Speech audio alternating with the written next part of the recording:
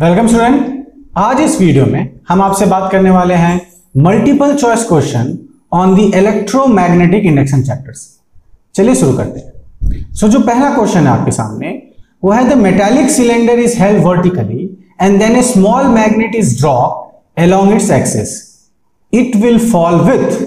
आपका यहां पर क्या बता रहा है कि आपका मान लीजिए एक मेटालिक सिलेंडर है, ठीक है, मेटालिक सिलेंडर है आपका, और इसमें से आप एक मैग्नेट ड्रॉप कर रहे हो।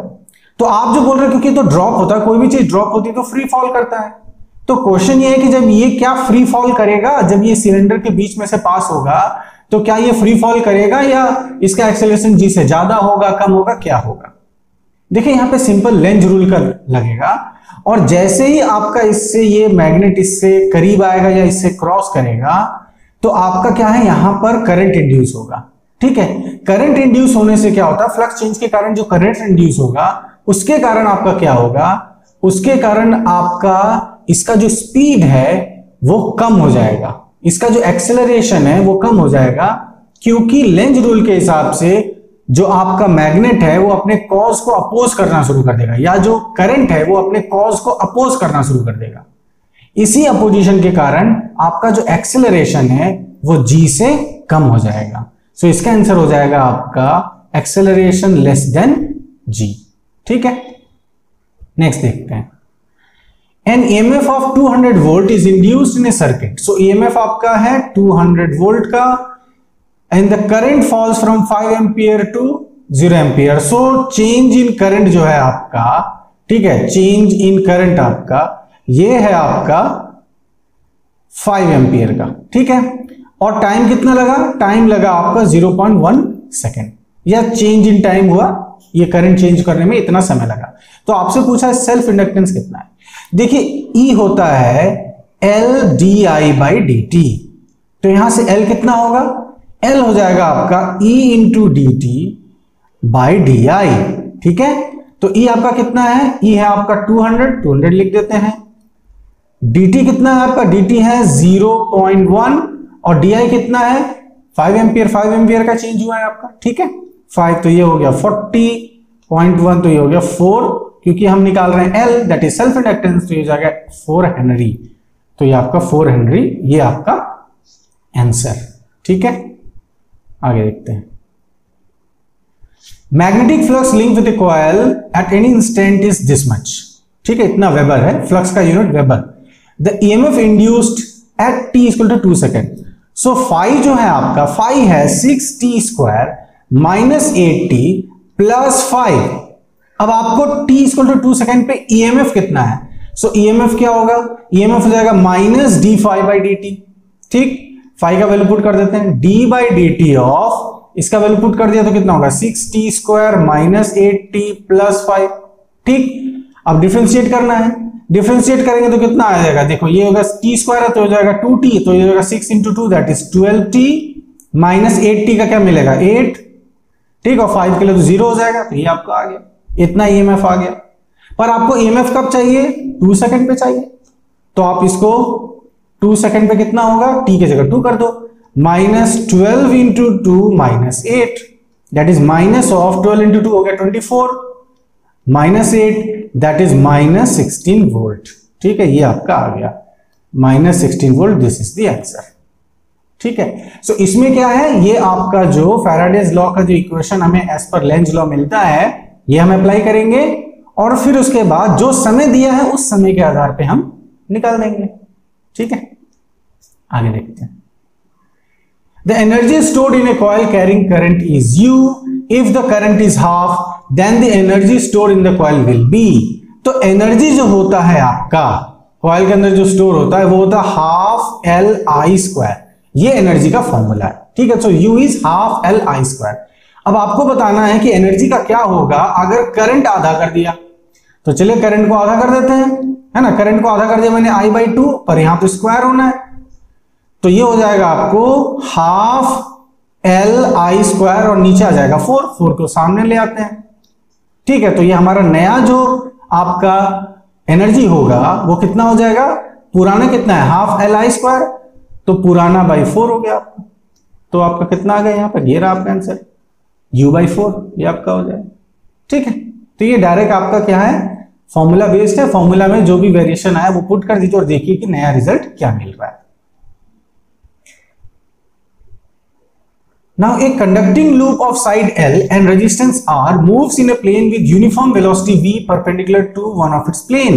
तो यहां पर ये कॉइल देखिए, ये मूव कर रहा है इस यूनिफॉर्म फील्ड में, ध्यान दीजिएगा, ये यूनिफॉर्म फील्ड में ये कॉइल मूव कर रहा है। अब आपको ये बताना है कि करंट कितना इंड्यूस होगा। सो देखिए यहां पर इतने सारे वैल्यू दिया है, जब भी ऐसा चीजें होती है, लेंथ दिया है, वेलोसिटी दिया है, तो हम क्या है कैलकुलेशन में चले जाते हैं।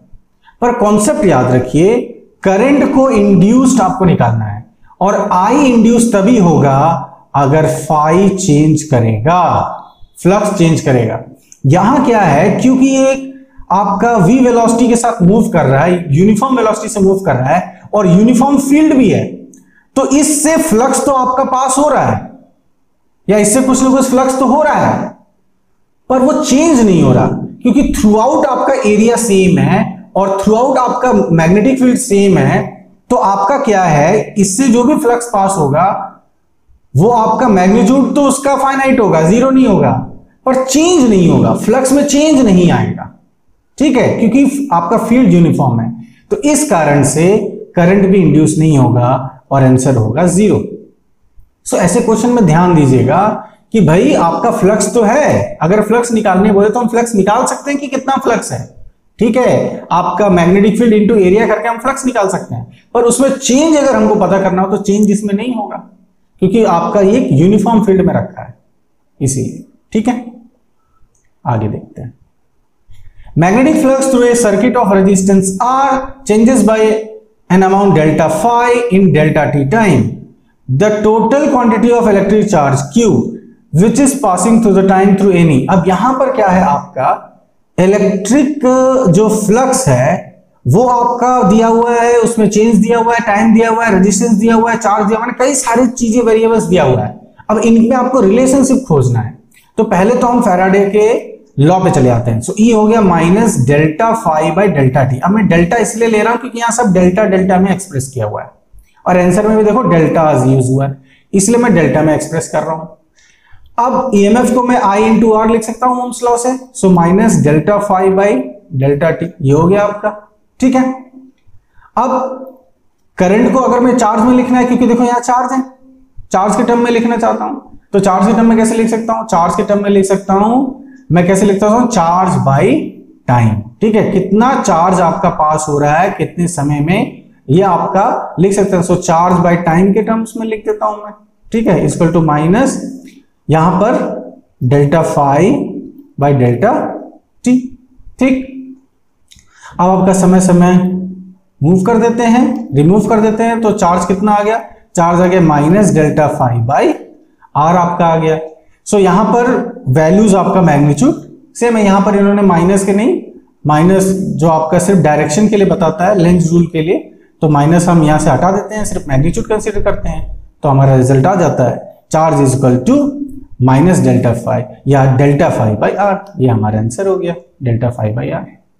ठीक है, तो ये एक तरह का रिलेशनशिप आपसे मांग रहा है जहां पर आपको ओम्स लॉ, फैराडेज लॉ, ये सब अप्लाई करना पड़ रहा है। Two coils having mutual inductance 1.5 Henry, mutual inductance कितना है, 1.5 हेनरी है। If the current in the primary circuit is raised by change, raised हुआ, करंट माने चेंज 5 एम्पियर इन 1 मिलीसेकेंड, समय कितना लगा चेंज होने में, 1 मिलीसेकेंड, मतलब 10⁻³ सेकेंड, है ना। Then the induced EMF, induced EMF कितना होता है, इंड्यूस्ड ईएमएफ होता है mdi/dt। ठीक है, जैसे LdI/dt वैसे mdi/dt, पर हमें चाहिए क्या, EMF चाहिए, तो वैल्यू सब पुट कर देते हैं। m हो गया 1.5, di हो गया आपका 5/10⁻³ तो कितना आ गया, ये आ गया 7.5 इंटू 10⁻³ वोल्ट। सो ये आपका आंसर है 7.5 इंटू 10⁻³ वोल्ट। ठीक है, फॉर्मूला बेस्ड, ये फॉर्मूला का आपको अप्लाई करना पड़ रहा है। ठीक है, नेक्स्ट देखते हैं। Self inductance of a long solenoid with core material of magnetic relative permeability μr is. अब देखो सेल्फ इंडक्टेंस का फॉर्मूला क्या है, सेल्फ इंडक्टेंस का फॉर्मूला है L। ठीक है, L आपका उसका सिंबल है, तो L is equal to mu naught N square A by l, ये उसका फॉर्मूला है। ठीक है, ये फॉर्मूला कब है? जब आपका कोर में, आपका जो कोर है उसका सोलोनॉइड का, उसमें एयर या वैक्यूम आप कंसीडर कर रहे हो, इसीलिए देखो म्यू नॉट है यहां पर जैसे आपने एक कोर मटेरियल डाल दिया जिसकी रिलेटिव परमिएबिलिटी म्यू आर है, तो क्या होगा, ये म्यू आर इसके साथ मल्टीप्लाई हो जाएगा। ठीक है, it will get multiply. Okay, तब आपको वैल्यू क्या मिल गया, म्यू आर या mu naught N square A by l. तो ये कहां पर है आपका, देखिए mu r N square A by l, ये आपका आंसर हो जाता है। This will be answer.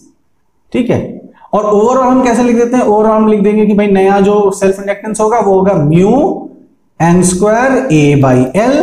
ठीक है, जो म्यू आपका permeability factor for the new medium, और म्यू कितना होता है, म्यू होता है mu naught into mu r. इस तरह से आप लिख सकते हो, वही बात है। ठीक है, उसी चीज को म्यू के टर्म्स में लिख दिया गया है। Okay, the increasing current is flowing through wire PQ, the direction of induce current in A and B is। ठीक है, नाउ इस क्वेश्चन को सॉल्व करने से पहले मैं आपसे जस्ट एक चीज कहना चाहता हूं कि यहां पर जो आपका स्ट्रेट लाइन दिया है, फिर ऊपर नीचे आपका कॉइल दिया हुआ है, इसको मैं अपने सामने देख रहा हूं, तो मेरा जो हाथ का मूवमेंट होगा एक तरह से आपके लिए मिरर इमेज हो सकता है जब आप इस वीडियो को देखेंगे। तो हो सकता है मैं बोलूं ऐसा क्लॉकवाइज ढूंढ रहा है, ऐसे क्लॉकवाइज में घुमाऊं और आपको लगेगा अरे तो एंटी क्लॉकवाइज मुझे नजर आ रहा है। तो ये थोड़ा सा आपको समझना होगा। ठीक है, जो मैं बोलता हूं उसके हिसाब से रिएक्ट कीजिएगा। मे बी मेरे हाथ का जो मूवमेंट है वो आपके हिसाब से, मैं अगर क्लॉकवाइज घुमाऊं तो आपको लगेगा कि ये तो एंटी क्लॉकवाइज घुमा रहे हैं, क्योंकि जाहिर सी बात है हम आमने सामने इसको देख रहे हैं, इसीलिए। ठीक है, चलिए, सो यहां पर PQ वायर में इंक्रीजिंग करंट है और A और B में आपका कैसा करंट इंड्यूस होगा, क्लॉकवाइज के एंटी क्लॉकवाइज। कभी भी कोई सर्कुलर होता है उसमें बोलता है क्या डायरेक्शन होगा, तो सर्कल में तो दो ही डायरेक्शन पॉसिबल है ना। अगर सर्कल के सर्कमफेरेंस में हम बात करें, या तो क्लॉकवाइज या एंटी क्लॉकवाइज। सो देखो यहां पर लेंज रूल का बहुत ही अच्छा इस्तेमाल किया गया है ऐसे क्वेश्चंस में। कैसे हुआ है, देखिए P से Q आपका करंट इंक्रीज कर रहा है, और लेंज रूल कहता है कि इंड्यूस करंट का वो डायरेक्शन होगा कि वो अपने कॉज को अपोज करेगा, जिस कारण से वो इंड्यूस करंट आ रहा है उसको अपोज करेगा। तो जब PQ में आपका करंट बढ़ रहा है, ठीक है, तो मैग्नेटिक फील्ड का डायरेक्शन ए पहले कॉइल पे कैसा होता है देख लेते हैं। तो जैसे आपका PQ में ऐसे जा रहा है, P से Q आपका करंट जा रहा है, ठीक है, तो A तो उसके ऊपर है, तो ऊपर कैसा हो रहा है, ऐसा लगेगा कि A से बाहर आ रहा है मैग्नेटिक फील्ड इस PQ के कारण। ध्यान दीजिएगा, इस PQ के कारण जो मैग्नेटिक फील्ड A कॉइल में आएगा वो कैसा आएगा, बाहर आएगा, बाहर की तरफ आएगा। ठीक है, तो PQ के कारण जो आपका मैग्नेटिक फील्ड होगा वो कैसा आएगा, A पे आपका बाहर की तरफ होगा, बाहर की तरफ। तो A में ऐसा इंड्यूस करंट होगा कि इस बाहर वाले मैग्नेटिक फील्ड को अपोज करे। तो बाहर वाले मैग्नेटिक फील्ड को अपोज करने के लिए क्या होगा, मैग्नेटिक फील्ड अंदर बनाना होगा। ठीक है, इस A में मैग्नेटिक फील्ड इसको अंदर बनाना होगा, और अंदर बनाने के लिए मतलब थंब किधर अंदर है, तो हाथ कैसा घूम रहा है, हाथ घूमेगा क्लॉकवाइज। तो A में आपका क्या होगा, क्लॉकवाइज घूमना पड़ेगा। तो करंट क्लॉकवाइज होगा, इस तरह से क्लॉकवाइज होगा। तो इस क्लॉकवाइज से जो ये करंट इंड्यूस हुआ है, ये इंड्यूस करंट के अगर क्लॉकवाइज होता है तो थंब किधर जा रहा है, अंदर जा रहा है, मतलब उससे जो मैग्नेटिक फील्ड बन रही है वो अंदर की तरफ बन रही है। ठीक, वो अपोज किसको कर रहा है, इस इंक्रीजिंग वाले को। PQ में इंक्रीजिंग करंट है ना, उसको अपोज करना है उसको। और PQ वाला जो आपका करंट है, ये PQ में जो आपका यहां पर करंट है, ये करंट क्या कर रहा है, मैग्नेटिक फील्ड बाहर बना रहा है। तो इंड्यूस करंट क्या करेगा, इसके अपोज करने के लिए अंदर मैग्नेटिक फील्ड बनाएगा, और अंदर मैग्नेटिक फील्ड बनाने के लिए उसको क्लॉकवाइज घूमना पड़ेगा। इसी क्वेश्चन में एक वेरिएशन क्या होता है, अगर इसको डिक्रीजिंग करंट बोल देंगे तो जस्ट इसका उल्टा करना पड़ेगा आपको। ठीक है, और अगर ऐसा बोल देते हैं कि ये करंट यूनिफॉर्म है तो सिंपल आंसर हो जाएगा, कोई करंट इंड्यूस नहीं होगा। अगर PQ से जो करंट पास हो रहा है वो यूनिफॉर्म है, ना इंक्रीजिंग है ना डिक्रीजिंग है, एक uniform current, constant steady current flow कर रहा है, तो कोई भी करंट A और B कॉइल में इंड्यूस नहीं होगा, क्योंकि स्टेडी करंट होने से स्टेडी फील्ड होगा, स्टेडी फील्ड होने से फ्लक्स चेंज नहीं करेगा। ठीक है, सो इसमें A में हो गया आपका क्लॉकवाइज, जस्ट इसका अपोजिट आपको मिल जाएगा B में। B में हो जाएगा आपको anti clockwise. So A will be clockwise, B will be anti-clockwise. This is the answer. ठीक है, the polarity of induced EMF is given by, just हमने अभी बात की, इंड्यूस्ड ईएमएफ या इंड्यूस करंट की जो डायरेक्शन है, जो पोलैरिटी है, ये हम कैसे डिसाइड कर रहे हैं? ये हम डिसाइड कर रहे हैं लेंज लॉ से। लेंज लॉ इसको गवर्न कर रहा है, ठीक है। और लेंज लॉ क्या कहता है? लेंज लॉ कहता है कि भाई इंड्यूस करंट का, इंड्यूस ईएमएफ का वो डायरेक्शन होगा जिससे वो अपने कॉज को अपोज करे। In Faraday's experiment on electromagnetic induction, one deflection, more deflection will be shown by the galvanometer when? ज्यादा डिफ्लेक्शन कब मिलेगा? क्या मैग्नेट यूनिफॉर्म मोशन से मिलेगा, magnet uniform motion away from the coil से मिलेगा, एक्सीलरेशन से मिलेगा, या रेस्ट होने से? सो देखिए, E होता है d∅dt। अगर मैं सिर्फ मैग्नीट्यूड की बात करूं तो ईएमएफ या करंट किस पे डिपेंड करता है? फ्लक्स के rate of change. Rate of change, rate जहां वर्ड आया टाइम में आपको देखना है चीजें। रेट ऑफ चेंज पे आपका फ्लक्स पे डिपेंड करता है, rate of change of flux पे आपका डिपेंड करता है। तो फ्लक्स अगर जल्दी जल्दी चेंज होगा तो ज्यादा इंड्यूस होगा आपका, ठीक है। सो मोर डिफ्लेक्शन होगा कब? जब आपका मैग्नेट एक्सेलरेट करेगा। एक्सेलरेट करेगा तो फ्लक्स चेंज ज्यादा होगा, ठीक है। इसलिए आपका सी आंसर है। If both the number of turns and core length is double, keeping the other factor constant, and self inductance, ये सेल्फ इंडक्टेंस का फॉर्मूला जो हमने देखा था, mu naught N square A by l. Mu naught permeability factor, N हो गया number of turns, A हो गया area of the coil, area of cross section, l हो गया लेंथ। तो आपको बोल रहा है नंबर ऑफ टर्न्स को और कोर लेंथ दोनों को डबल कर देते हैं, ठीक है, डबल कर देते हैं। नंबर ऑफ टर्न्स को डबल करते हैं तो 2n स्क्वायर, तो 2 का हो गया 4 into n into a n square, divided by क्या किया? लेंथ को भी डबल कर दिया, कोर लेंथ को भी डबल करना है, तो चलो इसको भी कर देते हैं, 2l कर देते हैं। तो हुआ क्या? ओवरऑल क्या फर्क पड़ा? ओवरऑल फर्क पड़ा कि twice mu naught N square A by L. मतलब जो पहले फैक्टर था mu naught N square A by L, उस फैक्टर से दुगना आपको अब मिल रहा है। सो 2l हो गया, माने डबल हो गया, आंसर हो गया डबल। तो ये डायरेक्ट फॉर्मूला बेस्ड है, जो वेरिएशन होता है कर दीजिए, देखिए क्या चेंजेस आ रहे हैं। Oscillating magnetic pendulum in uniform magnetic field directed perpendicular to the plane of oscillation. अब आपका क्या है ना, आपका एक मैग्नेटिक फील्ड में ऐसा मान लो एक मैग्नेटिक फील्ड है, इसमें आप कोई पेंडुलम को ऐसे ऑसिलेट कर रहे हो, कोई मान लो मेटल है उसको आप ऐसे ऑसिलेट कर रहे हो, ठीक है, इस तरह से आप ऑसिलेट कर रहे हो, तो क्या होगा? देखिए इसमें एडी करंट आएगा, ठीक है। जब भी ऐसा कुछ मेटल शीट या मेटल के टुकड़े पे आपका करंट इंड्यूस होता है तो उसको हम एडी करंट कहते हैं, that is called eddy current. ये सेम इंड्यूस करंट है। आपका जब वायर में करंट इंड्यूस होता है तो उसको हम इंड्यूस करंट कह रहे हैं, पर वही जब मेटल के टुकड़े में हो जाता है, जैसे ट्रांसफार्मर में जो कोर होता है, ठीक है, वो तो लैमिनेटेड कोर होता है, पर वो कोर आपका सॉलिड मास होता है, उसमें आपका जब करंट आता है तो वो आपका एडी करंट कहलाता है। तो यहाँ एडी करंट आएगा। एडी करंट क्या करेगा? वही इंड्यूस करंट का काम क्या करेगा? अपोज करेगा, मोशन को रिटार्ड करेगा आपको, ठीक है। तो इट विल स्लो डाउन, उसको स्लो डाउन कर देगा, ठीक है। सो ये सारे क्वेश्चंस हैं आपके इलेक्ट्रोमैग्नेटिक इंडक्शन चैप्टर से। सो अब हम नेक्स्ट वीडियो में मिलेंगे आपके नेक्स्ट चैप्टर के साथ। तब तक के लिए थैंक यू वेरी मच।